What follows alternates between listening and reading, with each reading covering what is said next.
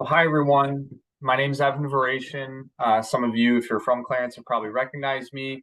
And if you're from outside of the area, welcome. So I'm the coordinator for the school district's Family Support Center in Clarence. And we've been putting on a wide range of events throughout the year and many this month. Uh, Most of the time focusing on either mental health or substance use or other things that might be related to wellness. And we've been trying to put on a few a month just to make sure that people have some of the information and education that they need on the front end to hopefully, as a parent, in this case, as not just a parent, but maybe as a student, as a coach, as a teacher, school administrator, to provide some education on the front end so we can maybe avoid large scale crises from happening on the back end. So I really appreciate everybody who is on right now with us. And this will also be, as I stated, recorded and put on our website, which you can find on the Clarence School District page. We also have a Twitter that could connect to there. Our Twitter handle is just at Clarence_FSC, and a Facebook as well. You can find us. So all of these will be posted on there and also be posted on the Clarence School District YouTube channel, along with other videos. So on our website, we have the videos, we have other resources. We also have podcasts that we've recorded with outside providers. So feel free to look through those and peruse. They're there. So, and feel free to share if you're within a school district or you're a parent that knows of someone else that might need that support. So, that information is there to be utilized by anyone. Hopefully, like I said, to get some preventative education in the hands of people that might need it. So tonight we're going to be focusing, especially spring sports are kind of in full swing, leading into kind of that playoff mode soon. And we felt like it might be a good time to talk a little bit about mental health, really through the lens of the athlete. So today we have Natalie Gurnett with us, and Natalie's going to be able to introduce herself a little bit. And I'll let her take it away. But just again, thank you to all who are here, and thank you to all who might watch later on. Thank you, Evan, for the introduction. And hi, everyone. My name is Natalie Gurnett, and I'm the owner of Psych Me Up Consulting, a mental performance practice here in the Rochester area, Western New York, and some other neighboring states. Before we get started, I just want to make sure, have everyone grab like a notebook, a small like paper, pen, pencil, just to possibly jot down some notes, participate in activities, because I do have a few that are on here, and maybe to write down any questions that you have along the way. And if your question does not get answered within the presentation, you are more than welcome to email me. At the end of the session, there'll be a contact page on the screen, so you guys can screenshot that, or I will also copy and paste it and put it into the chat so that you guys have it available. But just to kind of give it to you guys now, it is psychmeupconsulting@gmail.com. Okay, just in case you guys have it. So to get us started, a little bit background about me is my story kind of begins as a gymnast from upstate New York. Like most high-level gymnasts and other athletes in the area, I would train 25 to 30 hours a week, dreaming of competing as a Division I college athlete. During this journey, I endured several severe injuries, leading to a fear, lack of confidence, and injuries that kept me out for 6 to 10 months. And those sort of injuries really impact your performance, but not just your physical, but your mental performance as well. I thought I needed to face all of these challenges alone. And at times I felt really isolated from teammates, coaches, where I'm kind of seeing them progress in ways that I wasn't. And that was very detrimental just to my mental health, mental performance as a gymnast. So overcoming these obstacles is really what shaped who I am today, and what instrumentally is what drove me to pursue a master's in sport and exercise psychology from the University of Kentucky. So after graduation, I quickly launched Psych Me Up Consulting in August of 2022. I wanted to create a service that helped improve the mental performance of athletes and a space that allowed themselves to unlock that ultimate potential. Without mental performance training, a lot of athletes will kind of get stuck at a plateau. They know their potential, they know where they want to go, but they may feel stuck in the moment. So mental performance training really kind of helps unlock that and kind of pushes past that plateau. And as we get started, I'm going to do an overview of the presentation itself with you guys.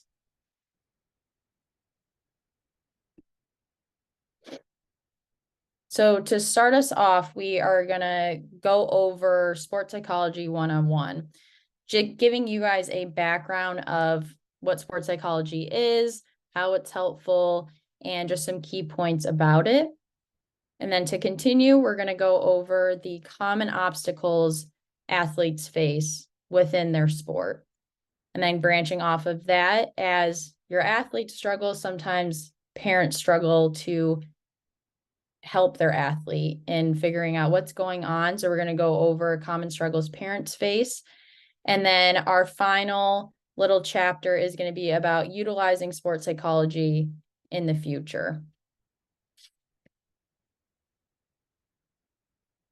So sports psychology 101. We're going to talk about what sports psychology is and why is it important.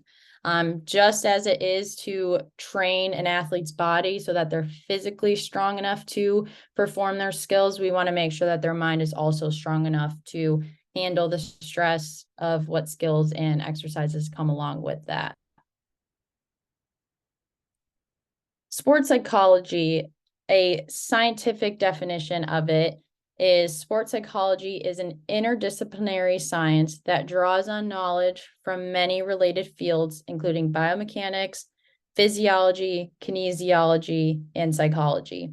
It involves the study of how physiological factors affect performance and how participation in sport and exercise affect psychological and physical factors. So in other words, not really scientific, is just learning how to train your brain and your body to work together to optimize your athletic abilities and performance. And as we circle into the key concepts of sports psychology, sports are 20% physical and 80% mental. So you may have an athlete that is physically capable of everything you're asking them, or you may have an athlete that is just wickedly talented and you can see that potential. You know that they're going to be D1 or they're going to go professional.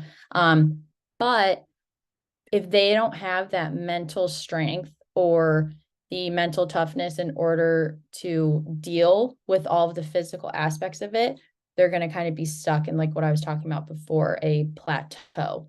They may reach a certain point, but their mind is what's going to be holding them back to reaching that ultimate potential.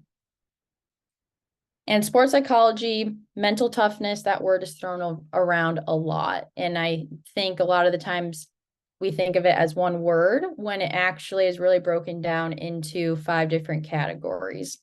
So there is reboundability. This means how well do you rebound from setbacks or failures within your sport? So it's your ability to make a mistake, kind of accept the fact that you've made it, and not let that affect the rest of your performance. So as a gymnast, we have 4 events. Let's just use beam as an example, because that was a very nerve-wracking event. A lot of people made mistakes on it, and you'd fall off, you'd make a mistake, but were you able to not let that affect your next event that you had to go perform? Or a golfer, you hit a bad shot. Are you able to have that one mistake and not let that affect your other shots moving forward? And then the next category is pressure. This is how well you can keep your cool in high pressure situations.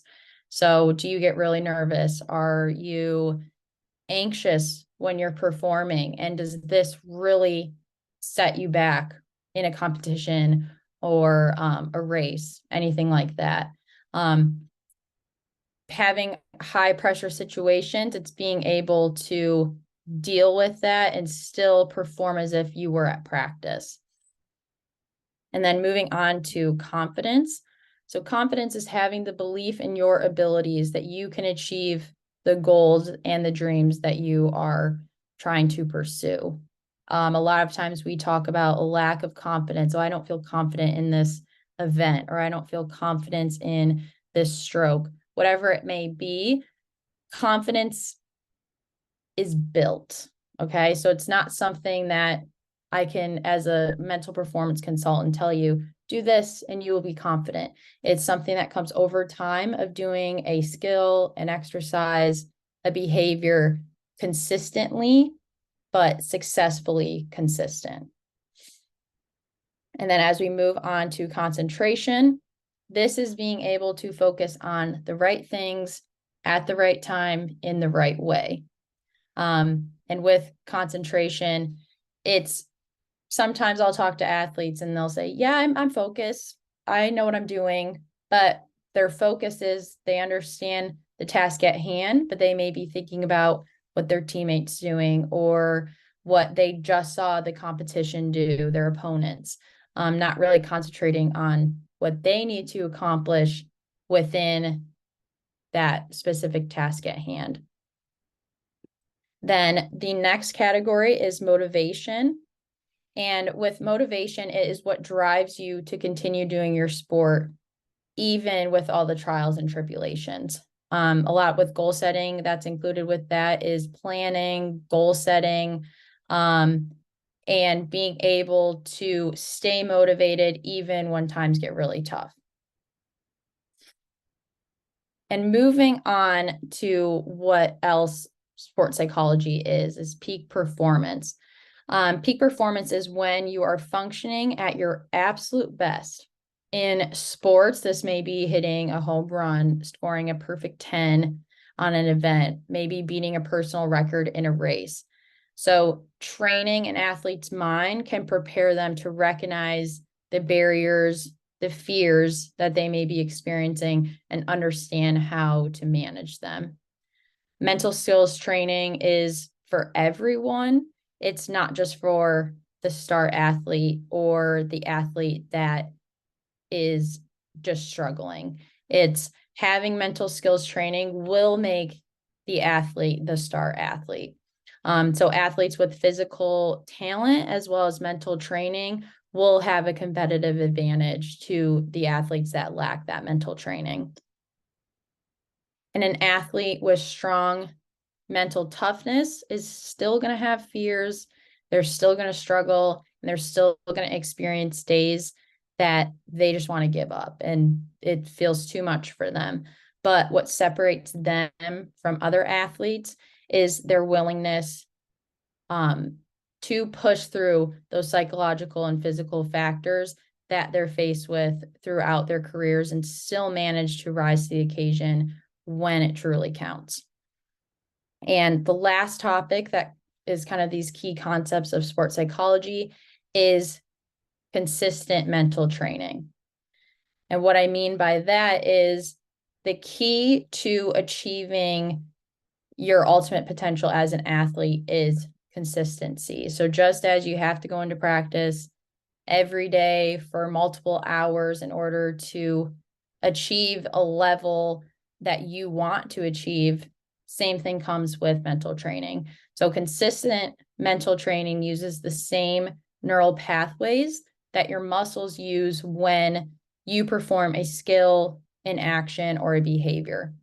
So if you train those mental neurons, you're activating and training your body to perform that skill, exercise, drill, whatever it may be, without physically training that skill. So that's double the practice, but without the wear and tear on your body.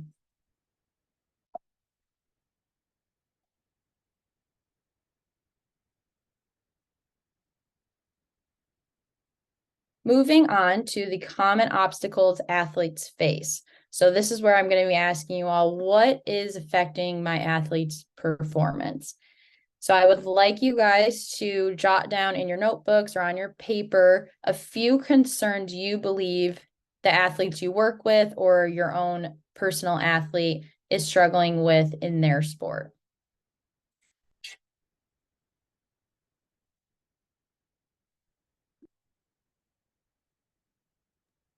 Feel free to write them in the chat too. Yep.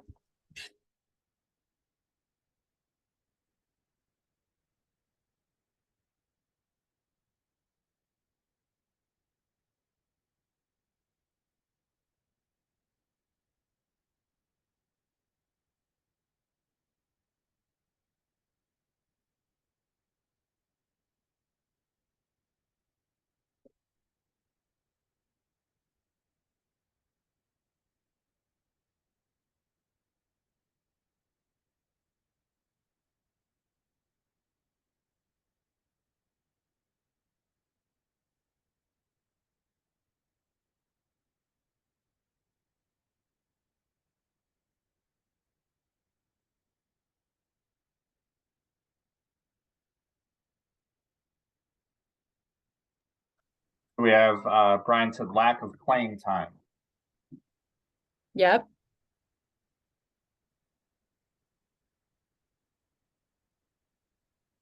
Yep. So with that lack of playing time, feeling as if they're not getting the opportunities they feel like they deserve or that they need in order to showcase those abilities, and then not performing leads to a lack of confidence because you're not going out there and performing as much as maybe your teammate does or what you feel like is necessary to gain confidence in a more competitive setting.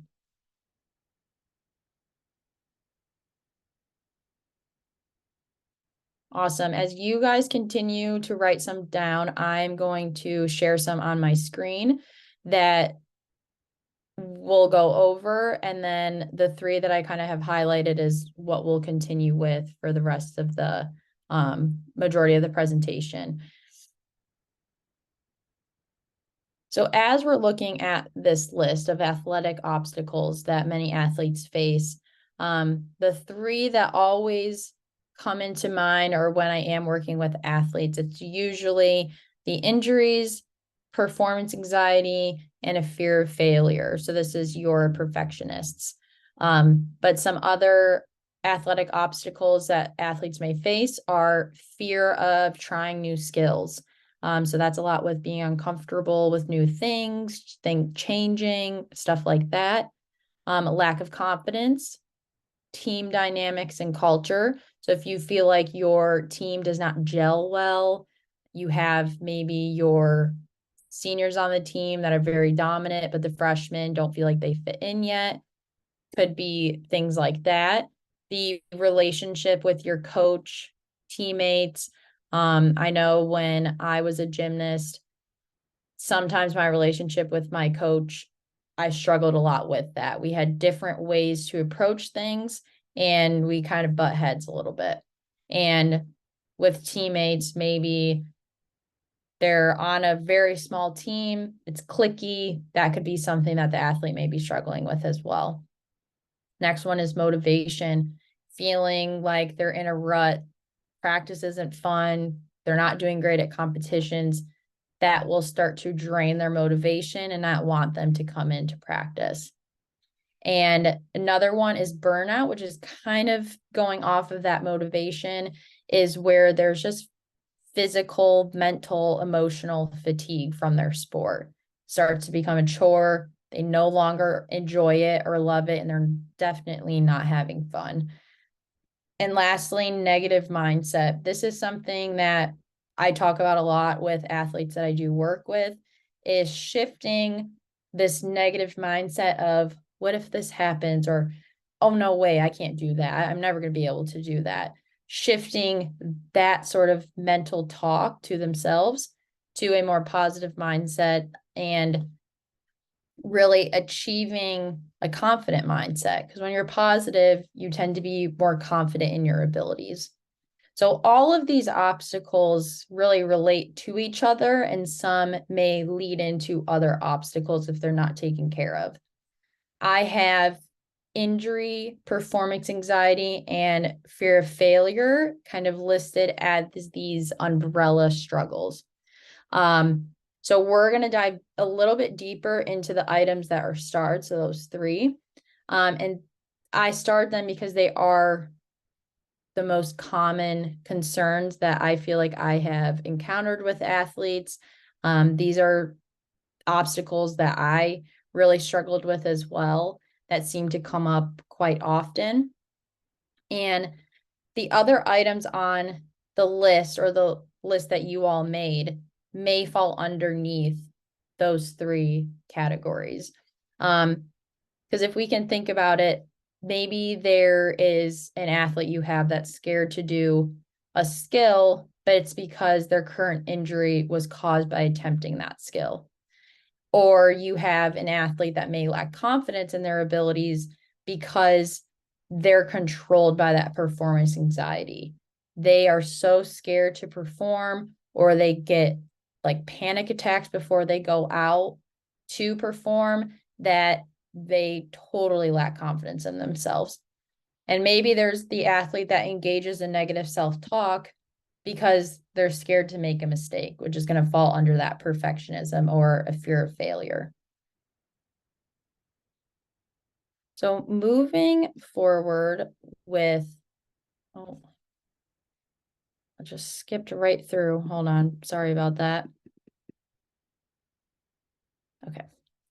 So with injuries, there is going to be injuries in every sport. So injuries are inevitable, whether it's a minor injury, chronic concern like arthritis, tendinitis, or a major injury. They all affect your athlete's performance. Athletes are made vulnerable to injuries by many psychological and physiological factors, such as personality traits. So maybe they're a perfectionist and they will put themselves through their sport until physical exhaustion, where they are just trying. And then that exhaustion tends to lead to an injury because they're not being safe with their bodies. Or their personality may be very timid. They're always nervous to try things, so they don't put their full potential, or they don't put as much effort into it to remain safe. They kind of hold back. Or there's previous stressors, and that may be an injury they've had attempting a certain skill or a certain exercise that they do within their sport, or just having a bad experience, maybe at a certain game they were at or a race. They just had a horrible experience with it, and that kind of lingers with them when they go to those same type of situations. And the last one is coping resources. So whether they have a good support system that they feel like they can come and talk to when they're struggling, and also just a healthy mindset in general. So having a more positive mindset than negative. So when we're talking about injuries, there is a model called the stress and injury model. It is a model that displays the relationship between what's going on in the athlete's mind, and what's kind of happening within the situation that they're in. It will show that the athlete's response to stress is determined by their personality, history of stressors, coping resources, and the actual stressful athletic situation that they may be in, which could be like competition, a timed race, attempting a dangerous skill or trick. So the way that the athlete appraises the situation and how they react will ultimately determine the risk this athlete has to an injury. So for example, if an athlete views a competition situation as fun, challenging, motivating, the resulting good stress will most likely keep the athlete focused and less vulnerable to injury. But on the flip side, if an athlete views a competitive situation as stressful, anxiety provoking, and unsafe, vulnerability to injury increases due to those higher levels of bad stress. So on the next slide, there is a diagram of the stress and injury model. So when we're kind of looking at this model itself, it can kind of be confusing, but your top row of personality, history of stressors, and coping resources is all kind of leading towards this stress response that your athlete is going to face in a situation. So how do they respond to a stressful situation? And now we've got the potentially stressful athletic situation. That's what's going to trigger your cognitive appraisal. So how does your athlete respond to this situation? Do they think this is dangerous? Do they think, okay, I've got this, like no stress? Or then you go into the physiological and attentional changes, which are your bodily things that may change. So maybe their heart rate is increasing now because they're anxious. Their muscles tend to get really stiff. And we know they always tell you, make sure you warm up before you weight lift or things like that, because they want your muscles nice and loose so you don't pull something or you don't injure something that shouldn't be injured. So those are going to be what kind of causes or leads you to an injury. And an athlete may just stay in this nice bubble of a stress response. It's a stressful situation. They're naturally going to have a response, but it's whether that response becomes dangerous, which is then going to lead to an injury. And then obviously we'll have some interventions, which is what I will go over with you guys next, and how to prevent, but also handle an athlete that is injured.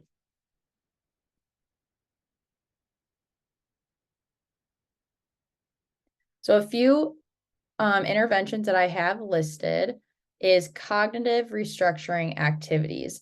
So it's kind of within the name itself. It's changing the current way the athlete's brain reacts to a stressful situation. So we're basically restructuring the thoughts to be more productive. So a lot of the times what I will notice with athletes that I work with is the initial, well, what if I get injured again? Or when I try this, what if it happens again? And that immediate mindset that they have is called thought distortions. They're automatic. They just kind of happen. But what we want to do is to recognize those automatic thoughts that are happening and have your athlete be able to change it with the snap of their fingers. It takes time because, like I said, it's automatic. But at least if they can recognize it, they'll start to change that and they will start to feel more comfortable and confident in obtaining new skills, trying new things, doing, let's say for like a skier, doing a run that they got injured on, being able to take that slowly, but hopefully get them back to a point where they were at and then potentially further. And then the next intervention is visualization and imagery. So as I talked about before with mental training and physical training uses the same neural pathways. Visualization and imagery uses the same neural pathways as when they're physically engaging those muscles. So think about touching, like if you have a water bottle next to you, we're just going to kind of do a little activity. So you say to yourself in your head, okay, I'm going to pick up this water bottle, but your hand goes and does the action for you. So visualization is basically the first step to doing an action. So when an athlete is injured, they obviously physically can't do the skill or the behavior that they want to. So visualization and imagery will do that first part. We're building those pathways in our brain to keep that mind-body connection. And that's why it's very important. It's an awesome tool to use when you have an athlete that is injured. Not just with injuries, it is a great tool to use to be proactive so that those neurons and those pathways are staying nice and strong while they continue to do their sport. And lastly, negative self-talk replacement training. that is very similar to the cognitive restructuring. It's learning the way in which your athlete talks to themselves internally and figuring out what are the good self-talks that they engage in, and then what are the negative ones that we kind of want to change. And these, again, are all things that take time, and it's a process. So sports psychology is not magic. It's not just say positive things to yourself. And that's something that I feel like a lot of the times is expressed, but these things take time, but it's also very normal for the athlete to feel that the way that they do when they are experiencing an injury. So the negative self-talk, the what ifs, that's normal. It's just learning to change the way in which we're engaging in that.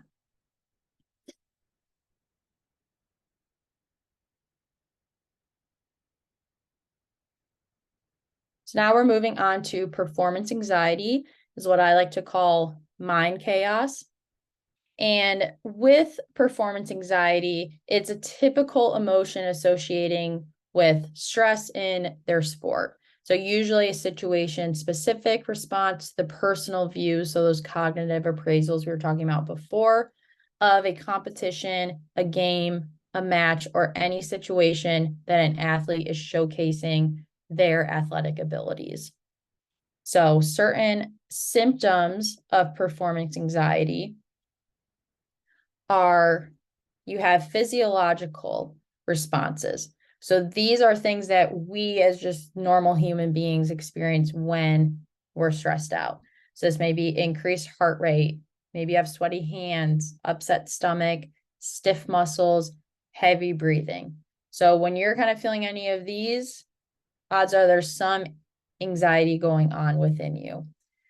Now, when you're thinking about an athlete, those are the physiological ones. They may not express that to you. This is stuff that they're going to feel. But these are some things that you can look at as an athletic director, a coach, a parent. When you start to notice these things in your athletes, they may be experiencing performance anxiety. So this is maybe a feeling of hopelessness. They may say stuff, I'm just never going to be able to do this. I don't know why I'm doing this. Like, I don't want to. Okay, so that might be some language that if they're expressing that, that may be the feeling that is involved with that. Feelings of worry, those will be your what if statements. It's thinking about worst case scenario. So what if this happens? What if I do this again? What if I mess up and I embarrass my teammates, coaches, and parents? So that may be it. Now, the next two are ones that are a little bit personal. My sister used to do the nervous chats when before a competition. She is normally a pretty quiet person, but before a competition, she would not stop talking. It was talking about random things. She's talking about whatever came to her mind. She just was nonstop talking. And that we realize now, she's like, I was just so nervous before my competitions. Like I didn't know what else to do. I just would talk. So that's how she would do it. And then I was the complete opposite. Mine was more radio silence. I'm a very talkative person, but when it came to competitions, I stopped talking. I became told anyone asked me a question, I would just kind of look at them, be like, please stop talking to me. I'm too nervous. And I wouldn't talk. So those were two things that aren't your normal, but it's things that you may have seen in your athletes before. Another one is extreme emotional release. So this is where they either get extremely angry, they're crying hysterically, kind of like rage, whether they get really snippy. Those may be symptoms of performance anxiety. Another one is only communicating with certain people. So if you feel like you have a really close relationship with your athlete, but before competitions, they either don't communicate with you, but they will communicate with only like maybe a sibling or a teammate, and that's really it. That's the way that they deal with that anxiety that's kind of going on. And then the next one is wanting to arrive to a game or competition very early. I know that's something that I would do, and it made me feel, okay, I'm finally here, so I can kind of relax a little bit and gauge the situation that I'm dealing with at a competition, but that could also be a symptom of performance anxiety. Then the last one is being distracted. So they're unable to focus. You're kind of getting them to focus on one thing. Their mind's over here, thinking about everything else that they really shouldn't be. So kind of continue with a little activity is I just want you guys to jot down ways you believe your athlete showcases performance anxiety. Could be something from this list, or it could be something that you notice that they do or that they've expressed to you that you think is related to performance anxiety.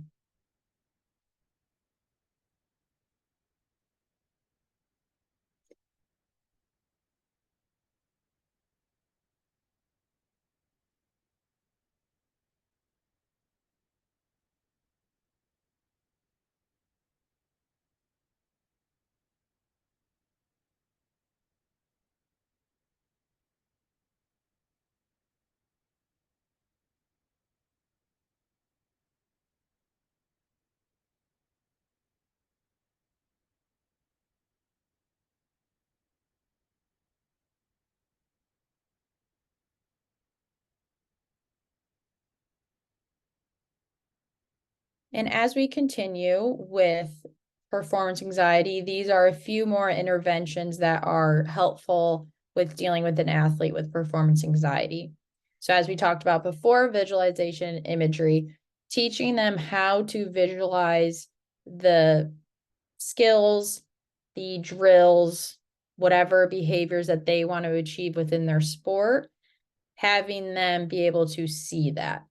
Because I know a lot of the times with athletes, they will visualize doing it wrong, and that's the image they see constantly in their mind. So we want to teach them how to visualize it correctly, which is it's challenging, but it's definitely doable. Another one is breathing techniques. This is actually the only natural way to return to a state of calm and control. So as we always hear when you're really stressed out, just take a few deep breaths, calm down. There are a few breathing techniques that I do go over with my athletes that are unique. They can pick which breathing technique works best for them because not all breathing techniques are the same. But this is a really good tool to use to just calm themselves down before they try to plan or go into some sort of action plan. The next one would be planning and goal setting.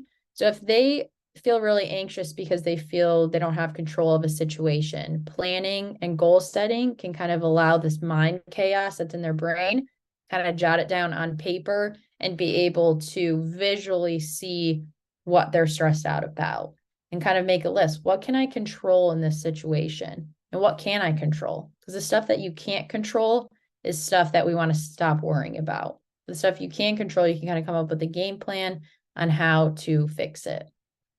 And then the last one is mindfulness meditation.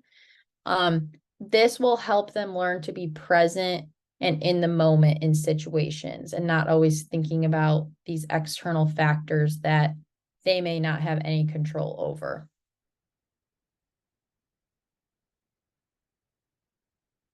And lastly, we're going to do a short little quiz for the fear of failure. And I just want you guys to jot down yes or no. So this is just to yourselves and how you think your athlete, whether they have a fear of failure or not. So the first question is, does your athlete believe that they must perform to their absolute best all the time? Number 2, does your athlete seek constant approval from coaches, teammates, or yourself?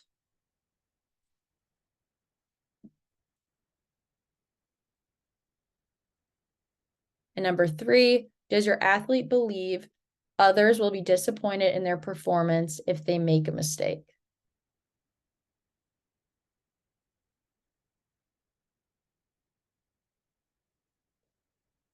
And 4, does your athlete believe that they must get a new skill, a new drill, or a new exercise on the first couple of tries?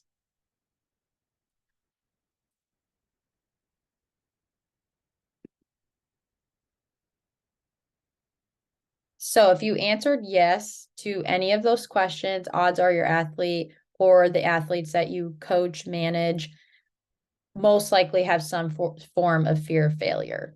Fear of failure looks differently amongst all athletes.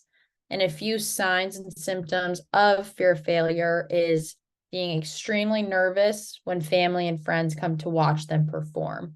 So maybe they're totally calm in practice, but the minute a competitive setting comes along and grandma's coming, cousins are coming, friends are coming from school, that's when they tend to start to become very aware of, okay, I can't make a mistake. I have to be perfect. I can't, everyone's watching me. They put a lot of pressure on themselves.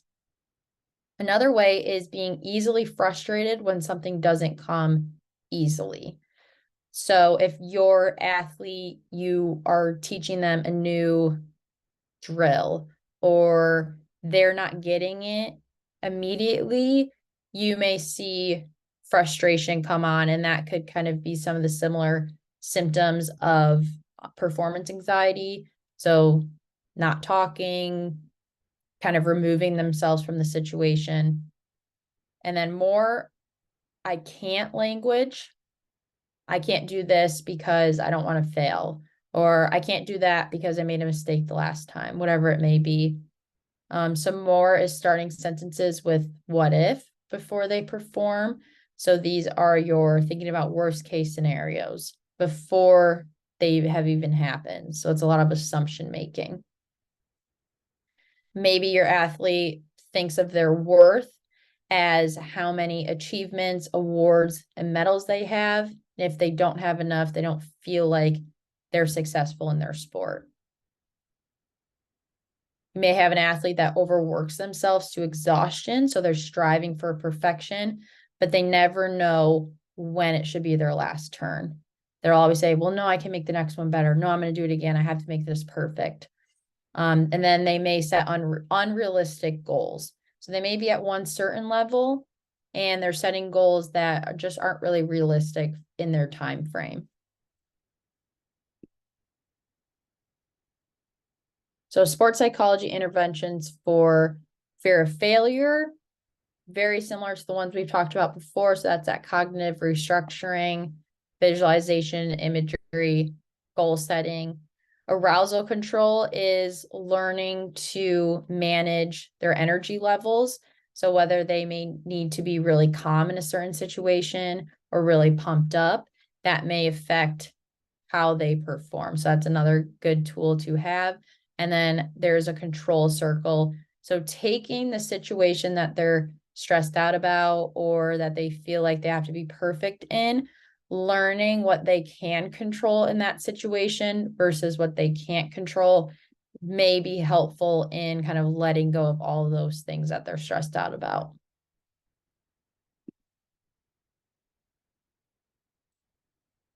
So now as we're focusing on the common struggles parents face. So how can you all support your athlete even if you've tried everything, but you're feeling kind of lost in the moment?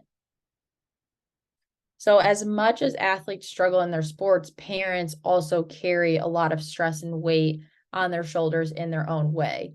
A lot of parents of athletes that I've worked with have expressed to me they often feel lost or they have run out of road when it comes to resolving their athletes' mental and physical performance. They say they've tried everything and they really don't know what else to do. So I would like you guys to jot down some worries as a parent, as a coach, athletic director, whatever it may be, with dealing with athletes of different backgrounds, different cultures, and things like that.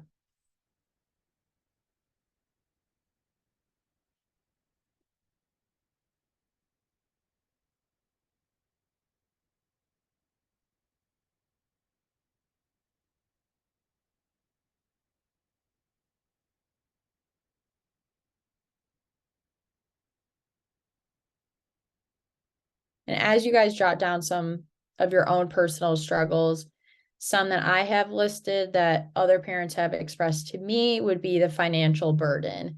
they feel like their athlete isn't getting anywhere, and they may feel like it's a waste to keep sending them and paying for something where they're not seeing the results. So that's a situation that I've heard about, and I definitely understand that was something my parents really struggled with as well. I'd go into practice, wasn't doing the skills I needed to do because I was scared, but they felt like sometimes, well, why are we sending you if you're crying every time you go in? So that was something that they struggled with. Handling emotions differently. Certain athletes may need a lot of patience and kindness and things like that, where others may need that tough love. And you may have a totally different approach on how to handle situations. And that's where there could be some tension or struggling between what the athlete thinks they need and what the parent thinks they need. The next one is differing expectations. So feeling like you know where you want your athlete to go, but they may be on totally a different level. Another one is feeling lost and confused, not really knowing how to help your athlete, but knowing that they do need help. Or you've tried sports psychology before and it didn't work. This could be a lot with the relationship between the clinician and the athlete. They just weren't gelling, or they felt like they couldn't relate to them. So that relatedness piece is maybe your athlete does a different sport than what you did, and you guys feel like you can't really connect or relate on it, or the athlete feels like you don't know what they're experiencing.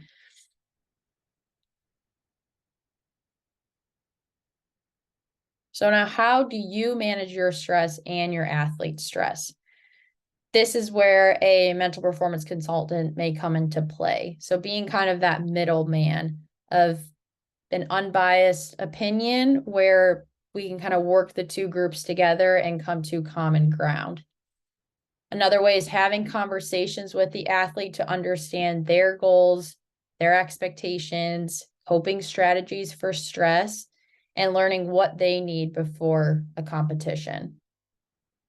Another thing is finding the balance between parent and support system.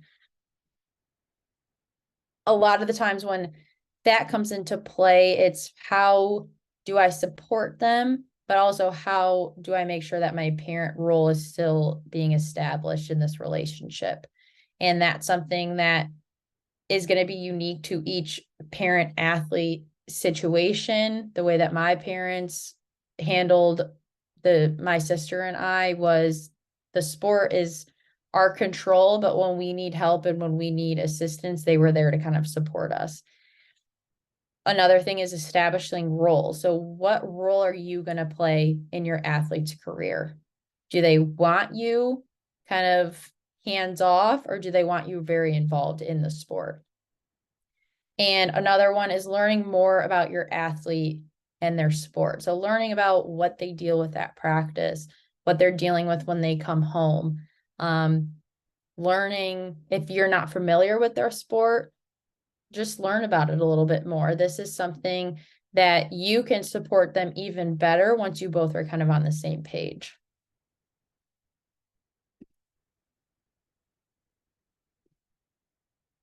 And our last little topic is utilizing sports psychology in the future. So sports psychology is not just a reactive science used only when athletes are struggling or dealing with mental blocks. It is really a proactive approach to provide tools to athletes before they may even need it. So when athletes have a game plan on how to handle challenging situations, they're going to be more successful in their sport as well as their everyday life. A lot of the times it's not because the athlete doesn't have the ability to push through his or her struggles. It's because they don't have the tools or the knowledge to handle what they may be going through. I was a gymnast that used sports psychology as a reactive resource. It was still really extremely helpful in tackling my fears.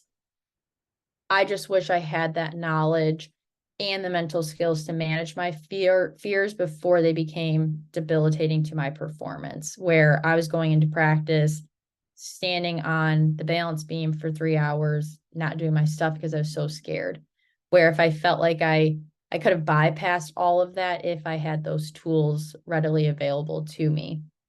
So I created Psych Me Up Consulting to help the athletes like me looking to gain that competitive edge.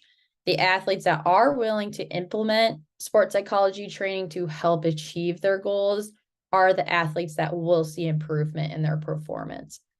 Like I said before, sports psychology is not magic, and I can't change an athlete without their willingness to change and work. So by offering one-on-one sessions, team clinics, we're kind of working together to ensure that they get the most out of their training.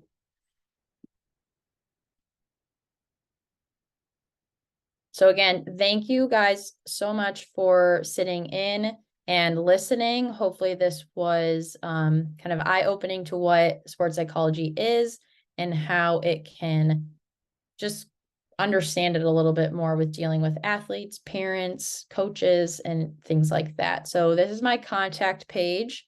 If anyone would like to take a picture of it, I can also copy and paste it and put it into the chat, and you guys can have that available.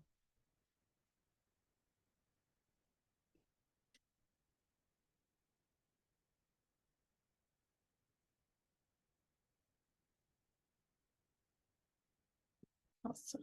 And then again, thank you guys so much. And if you are interested in contacting me about individual sessions or team clinics, you can go ahead and contact me. I have my website listed right there. And you guys can either fill out the contact form or message me, email me, call me individually, and I will be more than happy to have a conversation. Thank you guys again so much for being here, and I really appreciate everyone listening. Anybody have any questions for Natalie as we kind of end the conversation?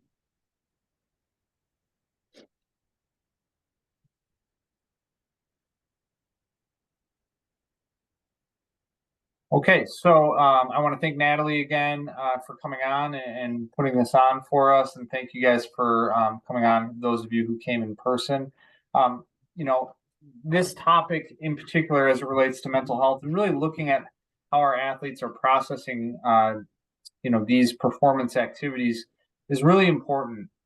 I think as adults, especially people who maybe, like myself, I played athletics in college. I was a college football player. As well as an athlete growing up. It's easy for me now, being many years removed, to kind of look at it as like, oh, it's not that big of a deal, or it was just a fun time. But in the moment, for a lot of our young people, especially young athletes, or even young musicians, our students that might be performing in theater, anything that's a real performative activity in that moment for those children or for those teens, those performative activities, those games, those plays, those concerts are everything. They mean so much to those individual students, to those children. And I think we sometimes lose sight of how important in their life it might be. Whereas even for us, it kind of might be something that either wasn't important when we were that age, or, because of years removed, we don't view it as being as important. And anything that we do that we put a high level of practice into and we put a high level of performance in, when we are struggling with it, it can have a really strong impact on our mental health. So I would definitely encourage, if you are a coach, if you're a parent, and you have a student a child that you see kind of struggling, like Natalie said, reach out to a sports psychologist. Read up a little bit on strategies. There's a lot of really good information out there. I know I took a really strong class through the University of Arkansas, where I got my master's degree, and they have a really strong sports psychology background there as well. So there's a lot of good research in the past 10 to 20 years that's been out there around sports psychology, and it really can help our athletes not just perform better, but really it can impact their mental health in a really positive way. So thank you, Natalie, for coming tonight to present, and I look forward to being able to, work with everyone again. Thanks. Yes, thank you guys so much. All right, and I'll see everybody soon.